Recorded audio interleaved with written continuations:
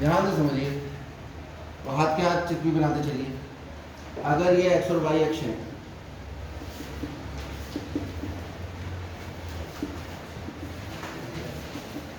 और ये एक वक्र है y बराबर एफ एक्स, तो इसके ऊपर कोई भी बिंदु अगर होगा, उस बिंदु के निशान कितने होंगे? कोई भी बिंदु अगर है x एफ एक्स होंगे।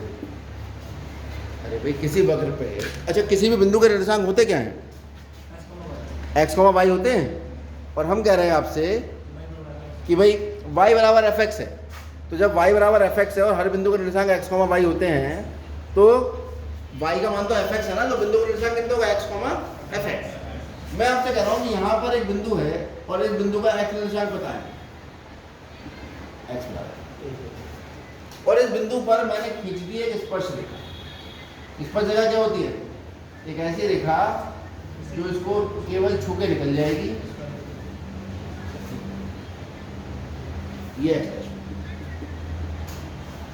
ये मैंने एक स्पर्श रेखा खींच दी इस बिंदु पर, दिख रही है साफ साफ? ये इस बिंदु पर है, ए बिंदु, और ये यहाँ से ये ओरिजिन है, ये दूरी कितनी है?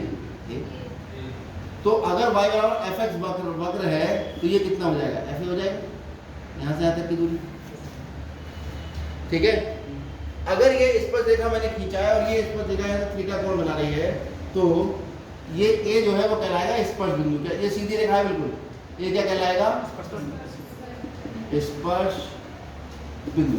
इस स्पर्श बिंदु का निर्देशांक एक और भी मान लीजिए, माना वक्र y बराबर एफ एक्स पर स्थित बिंदु ए, इसके निशान कितने हैं? पर स्पर्श रेखा x अक्ष से कितना कोण बनाती है? थीटा कोण बनाती है। तो स्पर्श रेखा की प्रवणता कितनी होगी? ये तो 11वीं कक्षा की बात चल रही है। तो स्पर्श रेखा की जो प्रवणता आती है वो आती है tan। और प्रवणता हम जानते हैं क्या होता है? y अक्ष में परिवर्तन बटे x अक्ष में परिवर्तन। भाई tan थीटा जो tan क्या होता है? लंब बटे कर्ण, लंब बटे आधार। तो अगर आप यहाँ पर लंब देखेंगे तो y निर्देशांक आएगा, और आधार देखेंगे तो x निर्देशांक आएगा किसी भी स्थिति में, यानी परिवर्तन देखेंगे तो x अक्ष में तो परिवर्तन आएगा, और न्यूमरेटर अगर देखेंगे tan प्रवणता का वो है y अक्ष, ये है, तो ये जो परिवर्तन होगा वो कौन से अक्ष पे होगा? y अक्ष पे।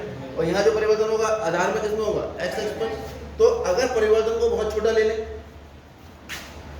यानी जो परिवर्तन है वो कितना है? बहुत छोटा है, 0 के आसपास है। तो अगर परिवर्तन बहुत छोटा है तो ये क्या बन जाएगा? वो डेरिवेटिव बन जाएगा। बट परिभाषा क्या है हमारे पास? किसी बिंदु पर किसी वक्र के अपकलन की परिभाषा यही है कि y में परिवर्तन x में परिवर्तन के सापेक्ष, जबकि x का परिवर्तन बहुत छोटा हो। इसी बेसिक कंसेप्ट को लेके पूरी आपने अपकलन पढ़ी है। तो ये क्या बन जाएगा? dy/dx। तो मोटी मोटी बात ये हुई कि प्रवणता जो है वो बराबर होती है tan थीटा के, और ये बराबर होता है dy/dx एट x बराबर, यानी dy/dx निकाल के x से जगह कितना रख दोगे? a रख। और ये है किसकी प्रवणता? स्पर्श रेखा की। एक नई चीज यहां पढ़ेंगे आप, उसका नाम होगा अभिलंब। अभिलंब होता है स्पर्श बिंदु पर स्पर्श रेखा के लंबवत रेखा। यानी ये जो स्पर्श बिंदु है और ये स्पर्श रेखा है, तो स्पर्श रेखा से 90 डिग्री का कोण बनाते हुए अगर कोई रेखा आप बना दोगे, ये 90 डिग्री का कोण बना रही किससे? स्पर्श रेखा से, तो ये कहलाएगा हमारे पास। तो अगर अभिलंब की प्रवणता हम निकालने लगे तो अभिलंब तो लंब है किस पर? स्पर्श रेखा पर। समझ में आ रही है बात? तो अभिलंब की प्रवणता जो आएगी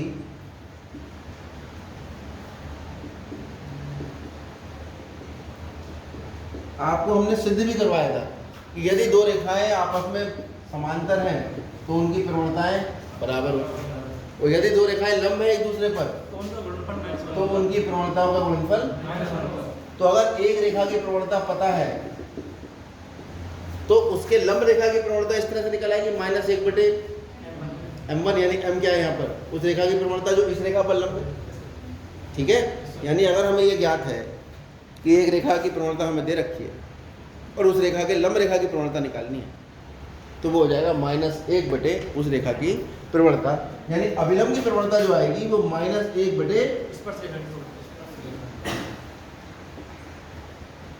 कोई दिक्कत इसमें? अरे समझ आ गई अच्छे से? चलो बड़े पी ठीक है, पीछे वाली डॉट ऐसे चल रही है, बस लाइट चली गई। ठीक है चलो अब स्पर्श बिंदु एक चीज होती है जो वक्र पे स्थित होगा, क्योंकि यहाँ एक नोट याद रखना, स्पर्श बिंदु वक्र पर y बराबर fx पर, और स्पर्श बिंदु है क्या, a, b, वक्र y बराबर fx पर स्थित है। तो अगर ये स्थित है तो ये a, b इसको संतुष्ट करेगा, यानी y का मान b होगा और x का मान a। ये नोट में याद। अब हम पहुंच जाते हैं स्पर्श रेखा की प्रवणता हमने ज्ञात कर ली। कैसे करा, वक्र का समीकरण दिया था उसका अपकलन कर दिया, dy/dx क्या निकला है, स्पर्श रेखा की प्रवणता। जो बिंदु दिया वो रख दिया, उस बिंदु पे स्पर्श रेखा की प्रवणता निकल आई। आपसे पूछा उस बिंदु पे अभिलंब की प्रवणता निकालो, तो -1 स्पर्श रेखा की प्रवणता यानी -1 dy/dx। एक तरह से अभिलंब की प्रवणता ये तो निकली -1 dy/dx। अब हम अगर सब समझाना आपको खत्म कर दें और सीधे रटाने पे बात करें तो हम कहेंगे भाई स्पर्श रेखा की प्रवणता dy/dx, अभिलंब की प्रवणता -1 dy/dx। और कैसे निकलेगी स्पर्श रेखा की प्रवणता, वक्र दिया होगा अपकलन कर दो निकल गई, कोई समस्या तो नहीं है। किसी बिंदु पे निकालनी है वो बिंदु रख दो, उसमें किसी बिंदु पे स्पर्श रेखा की प्रवणता निकालनी है तो dy/dx निकाल के बिंदु x, y है तो उसमें x और y के मान उठा के रख दो आप जो दिए। ठीक है, अब हम निकालेंगे स्पर्श रेखा का समीकरण। ये अगला स्टेप आ गया। पहला स्टेप तो स्पर्श रेखा की प्रवणता पता करना था और स्पर्श बिंदु हमें पता होना चाहिए। अगला स्टेप है स्पर्श रेखा की समीकरण।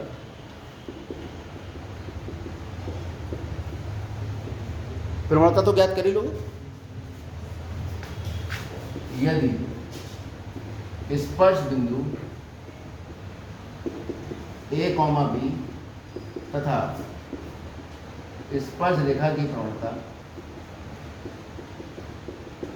कितनी निकाल रहे हैं हम, dy/dx वो है, तो स्पर्श रेखा का समीकरण, कुछ किताबों में इसे x1, y1 भी कह दिया है। तो स्पर्श रेखा का समीकरण होगा y - y1 बराबर dy/dx गुणा x - x।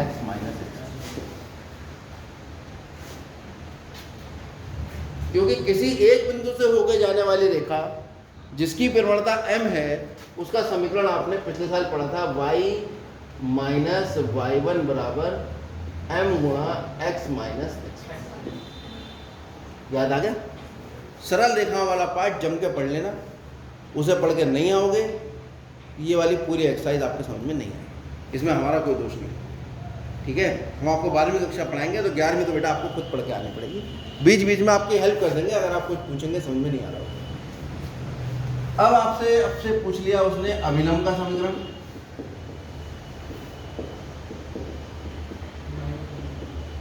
तो अभिलंब भी तो उसी स्पर्श बिंदु में निकलता है। ठीक है, तो बिंदु वक्र पर y बराबर fx पर स्पर्श बिंदु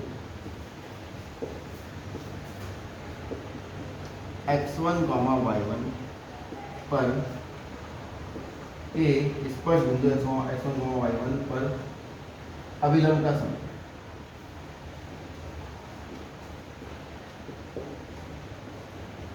यानी बिना स्पर्श रेखा के अभिलंब तक नहीं पहुंच सकते। समझो बात को, जब स्पर्श रेखा होगी तभी तो स्पर्श बिंदु मिलेगा, और जब स्पर्श बिंदु और स्पर्श रेखा दोनों होंगे तो स्पर्श रेखा पर लंब बनाते तभी तो अभिलंब आता है। तो बिना स्पर्श रेखा के अभिलंब नहीं बनेगा। याद रखो। इसका समीकरण आ जाएगा y माइनस y1 बराबर m, ये बताया ना मैंने अभी। तो अब यहाँ पर जब आप अभिलंब की समीकरण निकाल रहे हो तो प्रवणता किसकी आएगी? अभिलंब की। और अभिलंब की प्रवणता कितनी थी? -1 बटे, ये तो इन्हें निकाल के बता दिया हमने, गुणा x माइनस, ये आपके पास अभिलंब। इस पूरी प्रश्नावली में हम यही काम करेंगे, कभी स्पर्श बिंदु निकालेंगे, कभी स्पर्श रेखा का समीकरण निकालेंगे, कभी स्पर्श रेखा की प्रवणता निकालेंगे, कभी अभिलंब की प्रवणता निकालेंगे, ठीक है। और कभी कभी वो कहता है ऑर्थोगोनल सिस्टम। चलो बाद में समझाएंगे, अभी इतना उतार लो पहले, वरना रह जाता है।